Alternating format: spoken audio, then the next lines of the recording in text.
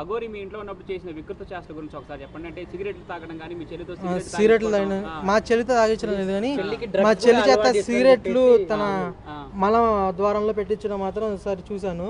ఏంటి చండాలం అంటే నేను లేదు మామూలుగా సరదా పెట్టానని చెప్తాను మా పిల్ల అని.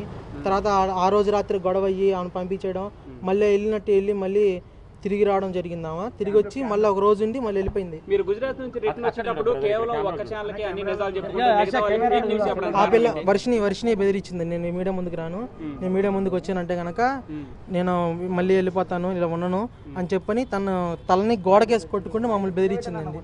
ఇలా వెనక్కి ఇలా గోడకేసి కొట్టుకుని మమ్మల్ని బెదిరించింది.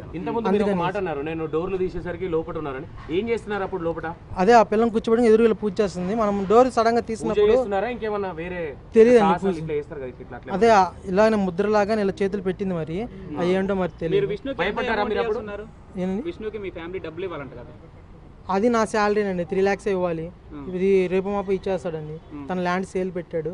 మీరు డబ్బులు ఇవ్వాలి, అందుకనే ఆయన విష్ణు చెప్పినట్టే ఆడుతున్నారు మీ ఫ్యామిలీ మొత్తం. అదే డబ్బులు ఇవ్వాలి, ఆయన డబ్బులతో సంబంధం లేదండి.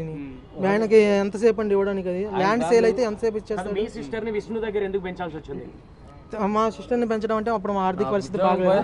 మా నాన్నది ఆర్థిక స్థితి బాగోకపోతే అప్పుడు ఆయన దత్తత తీసుకుని మా చెల్లిని పెంచుకోవడం అనేది జరిగింది. మా దగ్గరికి ఏం రాలేదండి అసలు. ఆయన దగ్గర నుంచి అటు నుంచి అటు పోయింది.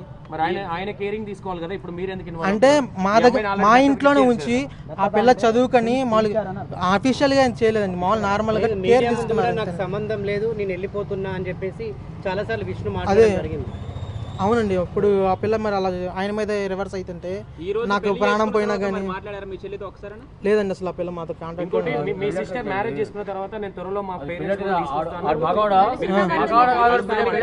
సార్ తీసుకురమ్మనండి. సరే రమ్మనండి, దమ్ముంటే రమ్మనండి, తీసుకురమ్మనండి. కలిసి ఉంటామో కలిసి లేకుండా ఉంటామో లేదా వాడిని ఇక్కడ గవర్నమెంట్ ఆఫీసర్లకు పట్టిస్తామో తర్వాత తెలుసుద్ది మీకు. ముందు రమ్మని చూద్దాం. లేదండి, శివరుద్ర స్వామి వారి ఆధ్వర్యంలోనే ఇప్పుడు అంతా మా లాయర్ ఆజాద్ గారి ఆధ్వర్యంలోనే మొత్తం వాళ్ళు ఏం చెప్పితే వాళ్ళ మీద చేస్తాం అనుకున్నాం. మేమైతే మాత్రం చచ్చిపోయిందని చెప్పని ఇలా వదిలేసుకుందాం అనుకున్నాం. లేదు నాన్న, ఇన్నాళ్ళు కూర్చుని కూతుర్ని ఎలా వదిలేసుకుంటారు, పిల్లల్ని ఎలా వదిలేసుకుంటారు, తను పూర్తిగా తన మాయలోనూ డ్రగ్స్ ఎడిక్ట్ ఉందేమో అని చెప్పని తెలీదండి. తనని తీసుకొచ్చేటప్పుడు మాత్రం ఆ పిల్ల దగ్గర నుంచి తెలీదండి నాకు అది విషయాలు మాత్రం. కానీ ఎప్పుడు చేతుల్ని ఇలా నేను గోడలు వేసి కొట్టుకుంటుందండి. అలాంటి మత్తులో ఉన్నప్పుడు ఇలా కొట్టుకుంటే ఇలా నొప్పి అనేది తెలియదు అని చెప్పని నేను ఒక వర్షినికి బ్లడ్ టెస్ట్ అని చెప్పించలేదండి. తన తీసుకొచ్చేటప్పుడు మాత్రం తన బాడీ మీద ఆల్కహాల్ స్మెల్ అనేది రావడం జరిగిందండి. అప్పుడు తెలియదండి. నా దగ్గర నుంచి గుజరాత్ నుంచి తెచ్చేటప్పుడు చూసానండి ఆల్కహాల్ స్మెల్. అంతకుముందు అయితే తనకు ఆల్కహాల్ కూడా అలవాట్లేదు. లేదండి, మామూలుగా మానసికంగా చేపించాం కదండి మేము. బ్లడ్ టెస్ట్ లో ఉండగా మానసికంగా దాంట్లో ఏమైనా మందు పెట్టారనుకుంటున్నారా లేదంటే వశీకరణం చేసింది అనుకుంటున్నారా?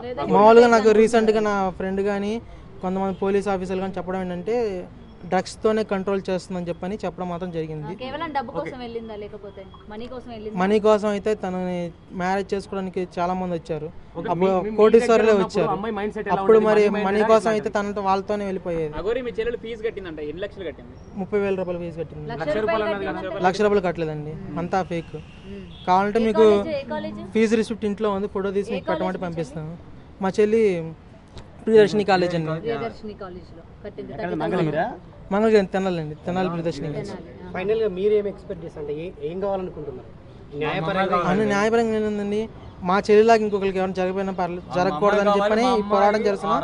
మా చెల్లిని తీసుకొచ్చి ఇలా పోలీస్ ఆధ్వర్యంలోనే డ్రగ్స్ ఉన్నాయో లేవో బాడీలో చెక్ చేసి తనని మళ్ళీ ఇంకోసారి మానసిక వైద్యశాల తీసుకెళ్ళి ఈసారి గట్టిగా ట్రీట్మెంట్ చేయించిన తనని తీసుకొచ్చి ఈసారి పారిపోకుండా ట్రీట్మెంట్ కొంచెం మాకు అనుకూలంగా మారేంత వరకు ఆ పిల్లని కట్టేయడమో ఇలాగ ఉంచి కొంచెం తన ట్రీట్మెంట్ ఇప్పించాలని చెప్పి కోరుకున్నాను. మీ సిస్టర్ మొన్న పారిపోయి వచ్చింది కదా, పారిపోయి వచ్చి ఒక ప్రముఖ ఛానల్ ఉంది. ప్రముఖ ఛానల్ ఉన్నప్పుడు ఇక్కడ మీరు అంటే లాక్ చేయాలని ఎందుకు చూడలేదు? అంటే వెళ్ళడం మీకు ఇష్టం ఉండి లాక్ చేయలేదా? జాబ్ అని ఆ పిల్ల తీసుకుందండి. ఆ పిల్ల చేస్తానని చెప్పని ఒప్పుకుంది. ఆయన కూడా ఇంటర్వ్యూ చేయడం జరిగింది.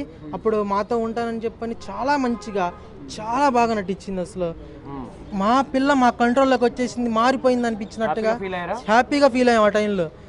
అసలు అంత లూజ్నెస్గా ఆ పిల్ల మారిపోయిందన్న లూజ్నెస్తో కొంచెం వాష్రూమ్లో ఒక్కదాన్ని పంపించడం జరిగింది.